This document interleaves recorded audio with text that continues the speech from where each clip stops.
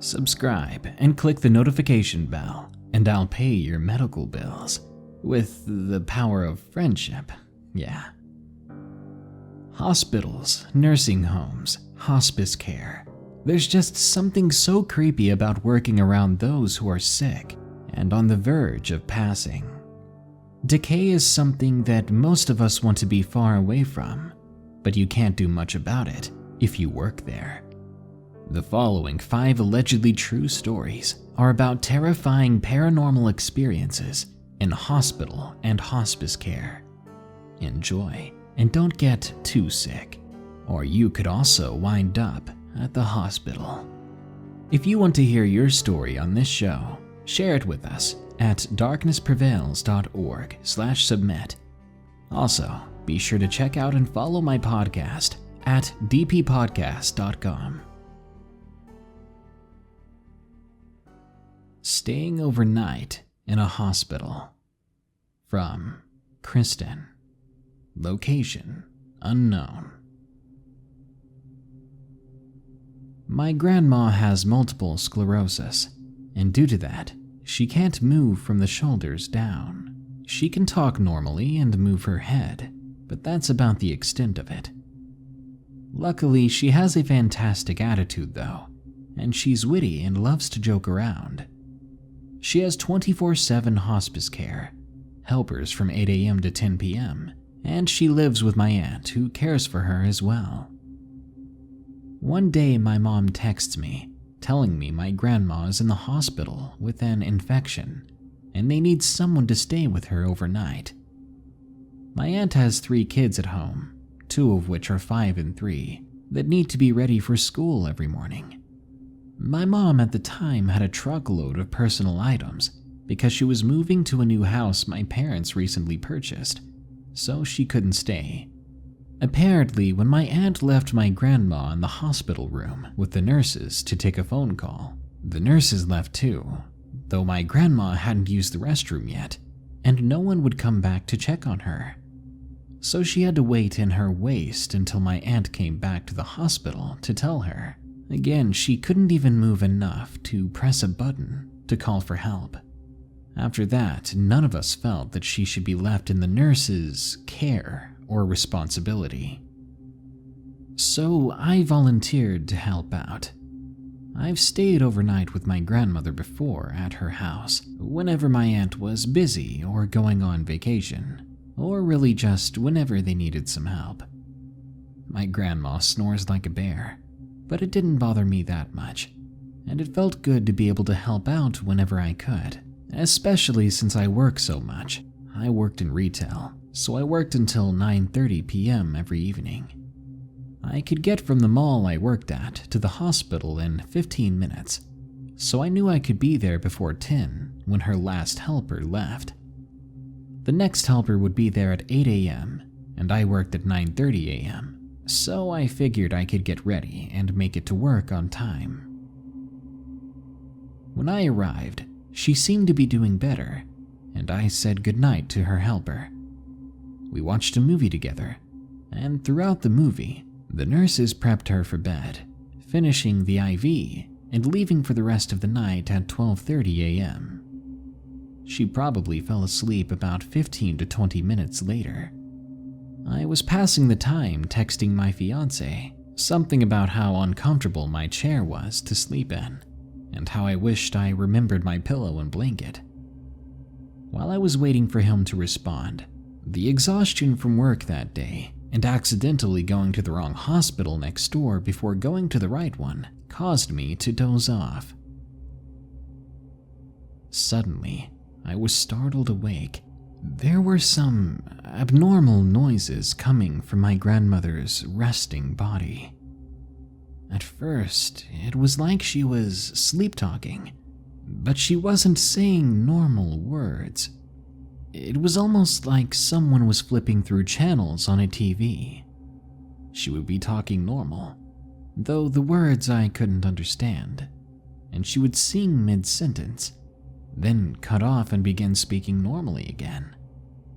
It would happen for a couple of seconds, then stop every 30 minutes to an hour.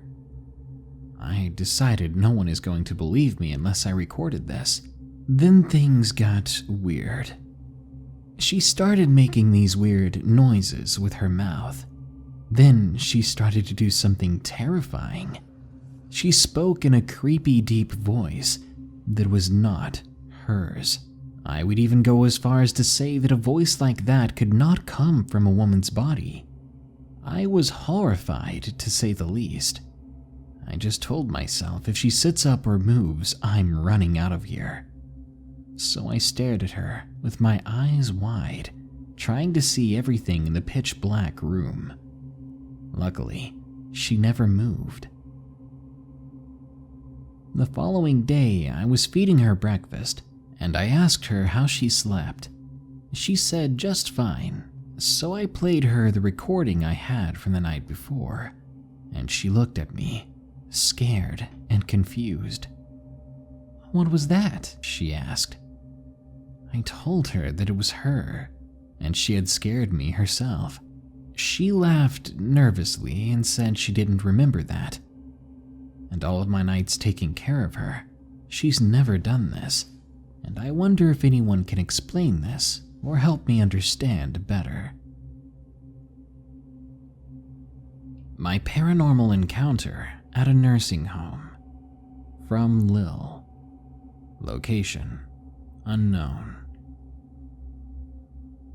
Back when I was 19 years old and 6 months pregnant, I had recently got my CNA certification to work at a nursing home. I can't disclose the precise nursing home because it's still an active place and the residents don't need to be bothered. I was hired onto the overnight shift and started with 2 other girls.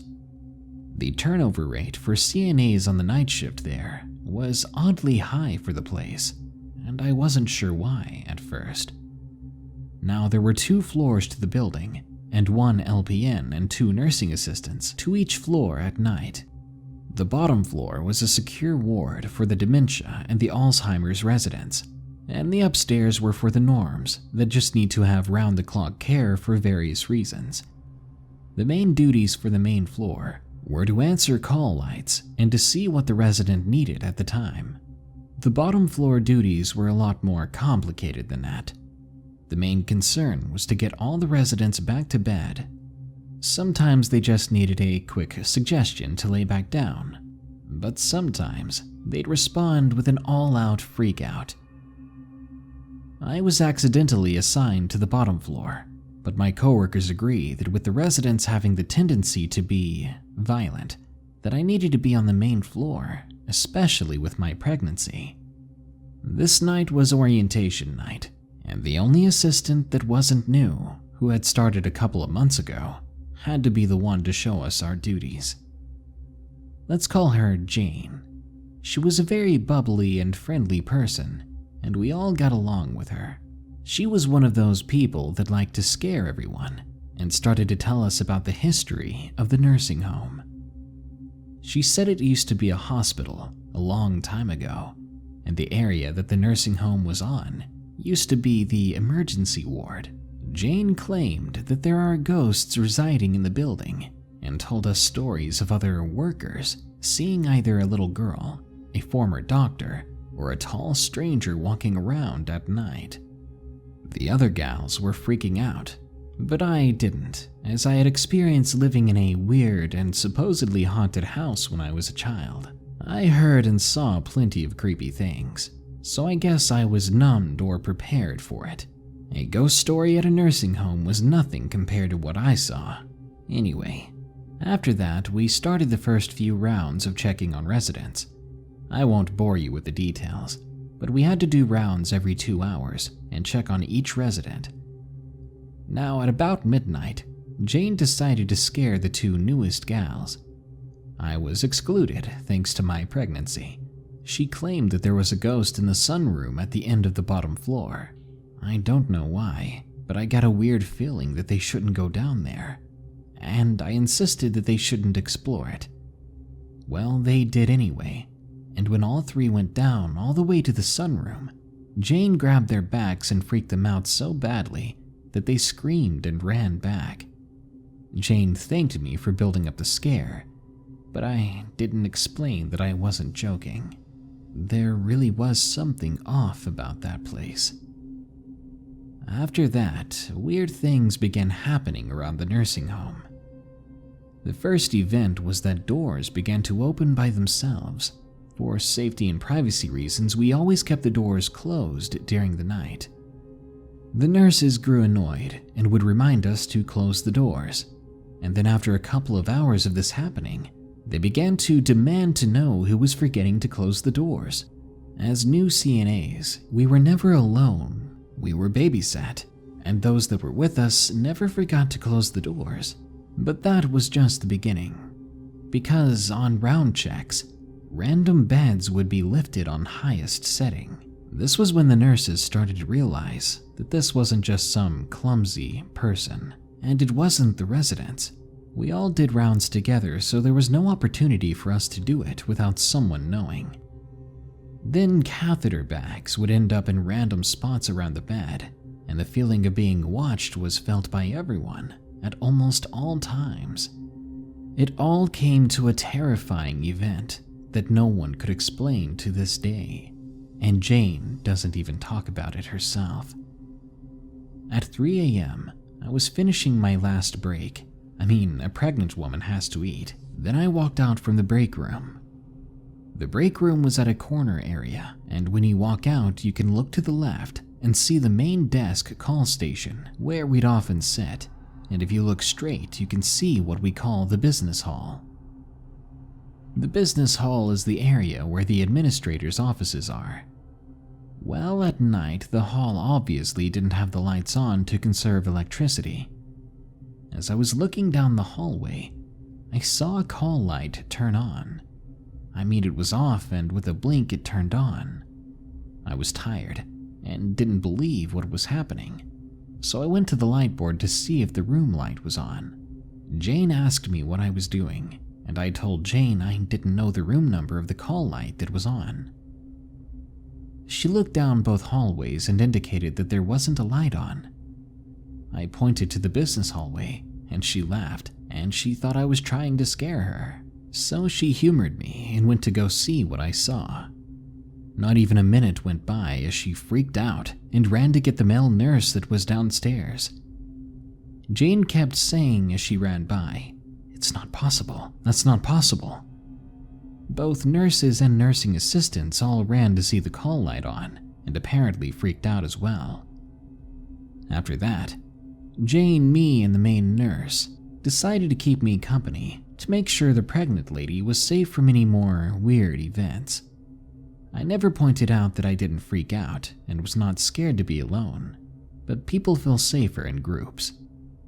Everybody was too scared to investigate it further, and the light eventually did shut off around an hour later. At the end of the shift, Jane took me aside to explain it to me. There was no possible way for that light to switch on like that, because she had known for a fact that the buttons were disabled, and the lights weren't even supposed to have bulbs.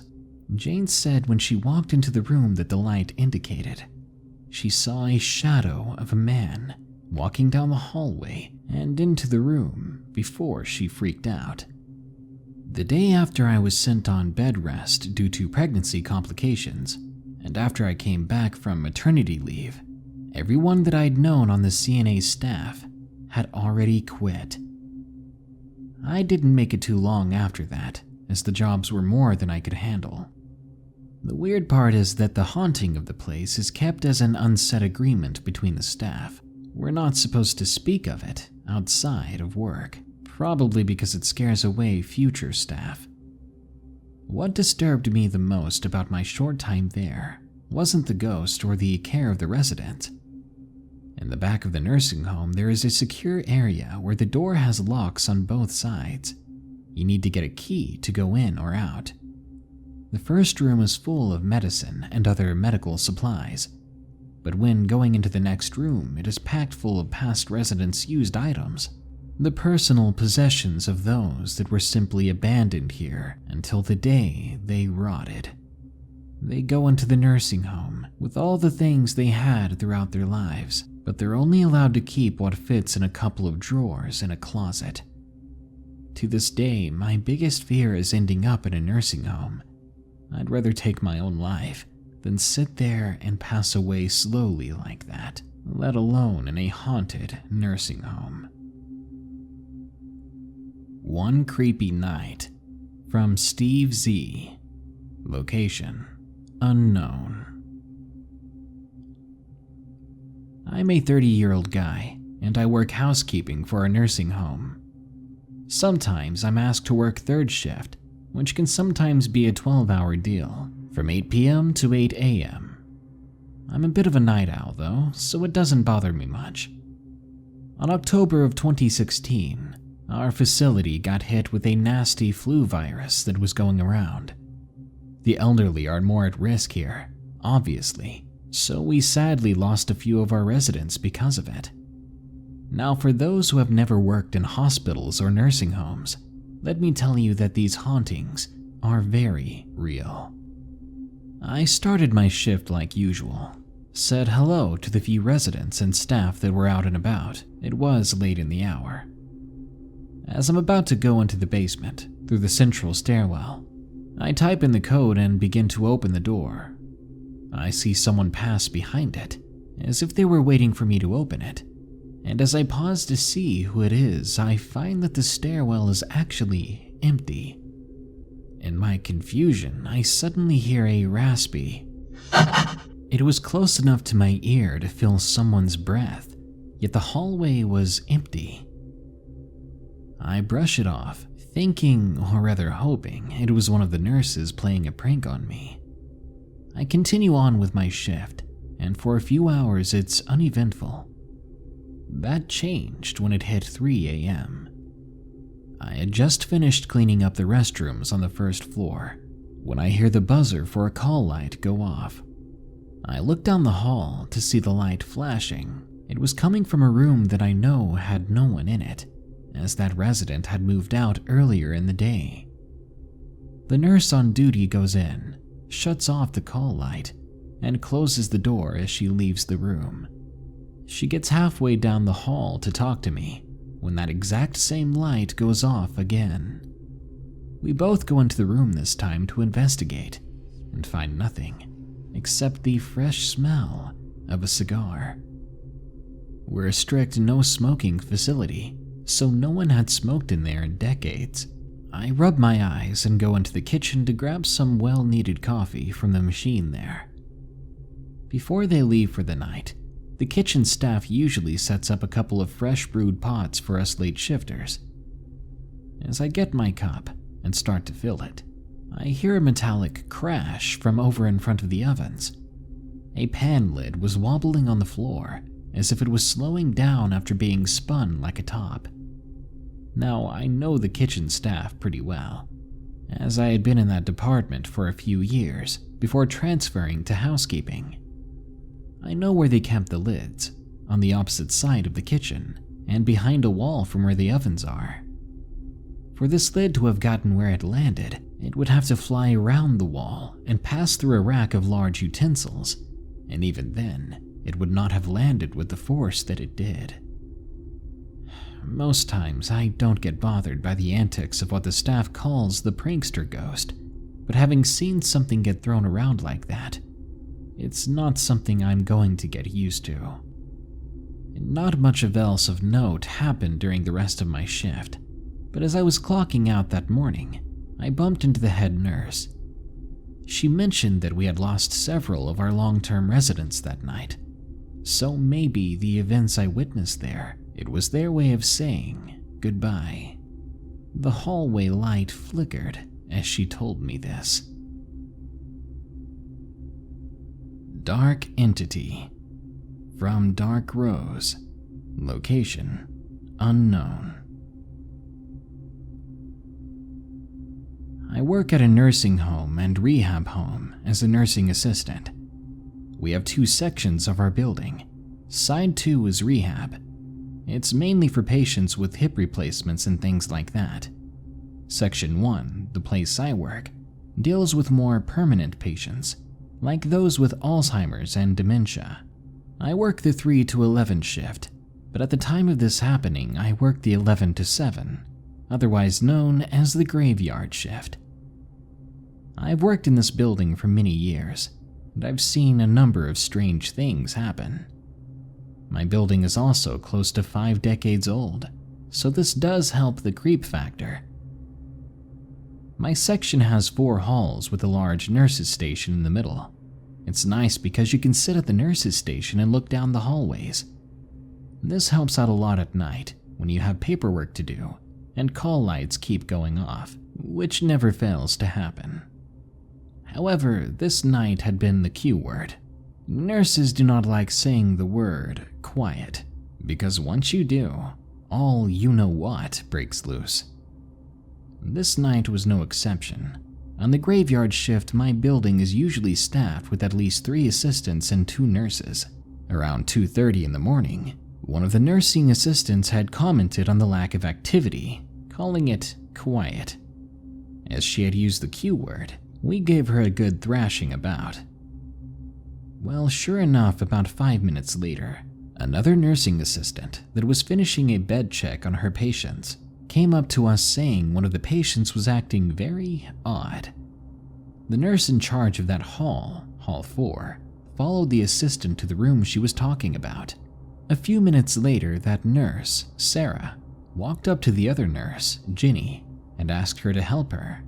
A few minutes later, Ginny came out of the room and called the head nurse on staff. I watched her go in the room herself with our other assistant. By now, my curiosity had become piqued. I had to see what all the fuss was about, so I made my way to the room. I could hear the head nurse and the others calling the lady's name. The assistant who found her said, "She just keeps staring at things." That was unusual in itself because this lady always liked to talk. Her being quiet and just staring is completely out of character. As I listened outside the door, the head nurse decided that we needed to send her to the hospital. Maybe it's serious, I thought, so I decided to see if I could help in any way. As I began to walk through the threshold of the room, I got an eerie feeling. It actually made me stop at the entrance. I looked at the patient, and I won't forget the way she appeared. The staff surrounded her and slowly turned to look at me. As for her, her eyes bore into mine. I froze, unable to look away. Her eyes were usually welcoming, warm, but not today. Instead, they were cold, dare I even say sinister. This unforgettable, dark smile came across her face slowly, as if she had something devious in mind for me alone. She just kept staring into my eyes, not even blinking. I felt the hair on the back of my neck stand up. I'd never got this feeling from another person before, a feeling of dread and fear. Even now, remembering it, I have goosebumps thinking about it. No, I said under my breath as I turned away from the room. There was no way I was going in there. I headed back to the nurse's station, and a few minutes later the EMT showed up. I stayed at the station but thought I heard her talking. I decided to put my big girl pants on and be brave. I walked back to the outside of the room and saw her talking to everyone. "I'm fine, I don't need to go," she replied, like nothing had ever happened. I was stunned. Her eyes were normal again, and she was talking. What had just happened? Had I imagined the whole thing? Even with all her pleading, they still took her to get checked out at the hospital. It was around 4 now, so I figured I'd get a jump start on my last round. Hall 6, which was straight across from Hall 4. I had started at the back of the home and was working my way toward the nurse's station, checking on patients. As it was the middle of the night, we try not to turn on too many lights so we don't disturb everyone in the rooms. As I went room to room making sure my patients were okay, I feel like there's someone behind me. Of course, I would turn to see nothing, but this feeling would not leave me, almost like someone or something was following me. My grandmother always said if you feel uneasy, like there's something around you, all you have to do is tell it to back away in a stern voice. so I did this. It must have looked awkward seeing a girl standing in a dark hallway, telling thin air to leave her alone, but thank goodness no one was watching, as far as I know. This did help, and the feeling went away. I breathed a sigh of relief and began walking down the hall towards the nurse's station. That's when, out of the silence, a deep, disembodied male scream began to boom. It sounded unnatural. It started low at the back of the hall, almost like a growl, then grew louder as it got closer to the front where I was. It flew past me like a wave, and then evaporated. Ginny and Sarah had been sitting at the nurse's station, facing Hall 6, and at the same time they both looked up at me as I was now frozen in the middle of the hallway. We all had a look of confusion and fear. "The heck was that?" Ginny asked. "That was a scream," Sarah stuttered out low. We tried to rationalize where it came from. I checked all my male patients, which was only 2. They were all fine, sound asleep, and we 3 just looked at each other. We didn't tell the other coworkers. We finished our night and went home as soon as we could. I did tell a few people about this later in life.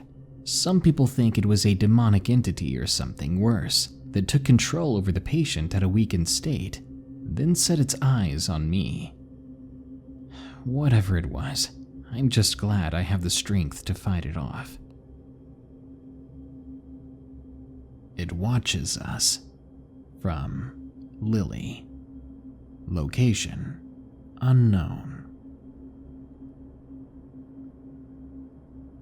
I'm currently pregnant with my first child, a boy that I'm quite grateful for. But the way he was conceived into this world and the things I've felt while pregnant have been anything but normal. At the end of April that year, I went into septic shock due to untreated sepsis and was admitted to the hospital just before it was too late. I also had high blood pressure, kidney failure, and was completely delusional. During my week-long stay, I was constantly in and out of sleep. I would wake up from nightmares. I would feel people touching me who weren't there, see things when I opened my eyes, and heard whispers. One night, I was startled awake from the sound of a big bang and people screaming, only to find pin-drop silence. It had to have been one of the longest weeks of my life. When May finally came, I was released on the 2nd. All tests they had taken came back negative, unable to determine the cause of the sepsis. My fiancé, Alan, and I decided to visit my sister and her husband, as they lived a few hours away. We were only there for a few days, and the day we drove back, it was pouring rain. We ended up crashing into a state trooper who had someone pulled over on a curb. We lost our car to damages and had to pay a lot of money that we didn't have. The next few weeks went by as I was still recovering from almost perishing, and I was still shaken up from the crash. When I became late, a pregnancy test came back positive, and the local women's clinic confirmed it. My mom swears up and down that I got sepsis because my body overreacted to the implantation of the child, but that can't be proven. I was happy, but the timing was far from perfect, and there was so much to be done and so much on my mind. I still had to have hospital visits and was still well into recovery. Whenever I'd be alone, I'd get these overwhelming feelings of dread. It's like it roots itself to me wherever I'm sitting. I can't move or even think properly, like something was watching me, waiting for me to move into its sight. The first time this happened, I was lounging in bed, and I had the overwhelming feeling I shouldn't move within the view of the window above me. Another time, my parents' cat started freaking out for no reason, staring at the living room window. I heard a creak from outside the door, as if someone stepped onto one of the porch steps, but didn't take another step further. After a while, I hear them go away, but I have this feeling that someone or something wants me to go outside with it, within its grasp. A few days ago, Alan told me he had woken up the night prior around 5. Upon waking, he had the feeling that he shouldn't open his eyes, or he would see someone staring at him. After contemplating for a few minutes, he opened his right eye and saw a face. It was only there for a moment, but he definitely saw it. It was all white, with black shading around its eyes and smile. He was startled, but said he wasn't sure if it was malevolent. He wasn't afraid, but that contradicts how I felt about that thing outside. He thinks maybe that's preventing something from getting in at us, and maybe that something followed us from the hospital. Asylum Ghost, from Unique Angel, location unknown. When I was 12, I had some rough spots where I would freak out and have a panic attack and such. I ended up in a mental ward for a few weeks, and during my time there, I got to know people, and it was pretty common that people in this ward often took their own lives. Even for the short time I was there, a 9-year-old child who was there as well offed himself, all while everyone else was sleeping. Not to mention there were very strange goings-on, like hearing noises and people talking when the rooms would be empty. But nobody really stayed more than 5 days. One morning at breakfast, where all the patients eat together, I was sitting alone and waiting for my patient friends to come sit by me. I had attempted to hurt myself in the past, and I didn't believe in God whatsoever at the time. To me, if God was real, why would he let so many people suffer? That's the way I thought about it. Anyway, as I was eating, a girl who I'd never seen before came and stood next to me. I asked what her name was, but she didn't answer. She sat down and simply said my name once. I had never met her before, so I was confused. Maybe she had read it from my wristband. After an awkward moment, she looked at me, stared me in the eyes, and said this: "I OD'd. I was in a coma for 3 days. Something waits on the other side." "What do you mean?" I said, and blinked instinctively. The moment I blinked, the girl was gone. I quickly asked one of the RNs and all the other patients about who she was, but nobody knew her name, and nobody recognized her based off of her description, nor did anyone see her sit next to me. I never saw her again while I was there. I would have known about it if she had taken her own life as well, but no. She was like a voice in the wind, quiet and gone in moments. I'm not sure if she was an angel trying to give me hope, or a spirit warning me that I was wrong in the very worst way. One way or another, we'll all end up there. A nursing home, a hospital, in the care of someone else when we're sick. Being human, pain and sickness is a part of life, and when places like hospitals and nursing homes become hotspots for it, there's no doubt that that raw emotion of fear and pain remains even when the living pass on. The moral of the story is basically every hospital and nursing home is haunted. Good night. Be sure to like, share, comment, and subscribe if you enjoyed this episode. And don't forget that you can send any of your true scary stories to me for a chance to have it appear on one of these episodes. Just submit it at darknessprevails.org/submit. Thank you. If you want to support the show, go to patreon.com/darknessprevails or shop my merchandise at teespring.com/stores/darknessprevails. Or if you're on YouTube, just click the shop button below. Thank you.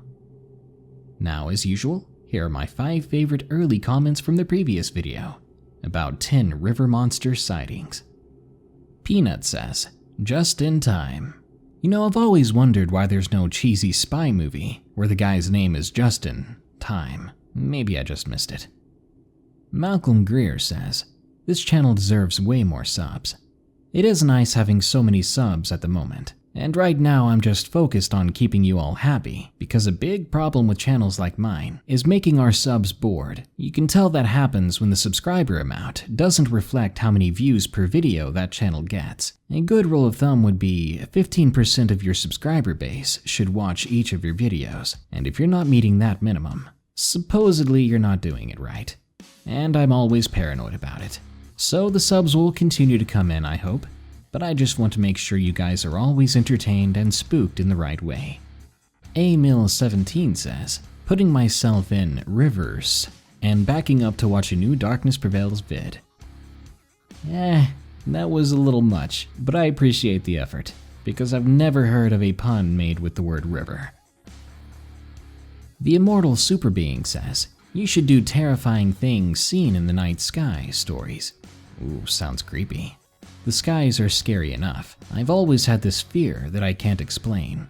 I feel like I'm going to float up if I look up at the sky, and I often find myself staying under structures or grabbing onto poles whenever the fear activates. It's weird, I know. And Liz Santiago says, 1 minute into the post and I'm still not in the top 10. Drat. Well, at least I'll have nightmares tonight. That just goes to show you how much support you guys give to me. Even if a lot of you keep calling me daddy, I'll just give that weirdness a pass. Well, that brings us to the end of this Darkness Prevails episode. I hope you enjoyed it. Hang on tight though, because more scary stories are coming soon. Until next time, here are the credits to my amazing patrons who continue to donate. Remember, stay safe out there, and stay creepy, because this world is a strange one.